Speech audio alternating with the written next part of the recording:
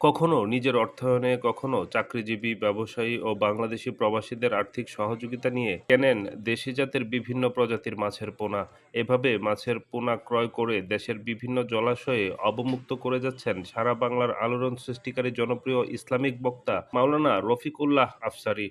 দীর্ঘ ৫ বছর ধরে এসব পোনা দেশের বিভিন্ন উপজেলার নদী-নালা, খাল-বিলে অবমুক্ত করেন তিনি। মাছের পোনা অবমুক্ত সময় সরাসরি নিজের ফেসবুক পেজে লাইভে এসে শান্তি ও সম্প্রীতি ও কল্যাণে বাণী ছড়িয়ে দিতে দেশের জনগণের উদ্দেশ্যে জনস্বার্থমূলক বক্তব্য ও গজলের মাধ্যমে মেতে থাকেন। সোমবার বিকেলে কুমিল্লার মনোহরগঞ্জ উপজেলায় মাওলানা রফিকুল্লাহ আফসারী ও তার সফরসঙ্গীরা গাড়িতে ২৬ ব্যাগে প্রায় ২০,০০০ মাছের পোনা নিয়ে আসে। আসর নামাজের পর মনোহরগঞ্জ বাজার ও আমতলী বাজার ব্রিজ সংলগ্ন ডাকাতিয়া নদীতে মাছের পোনা অবমুক্ত করেন।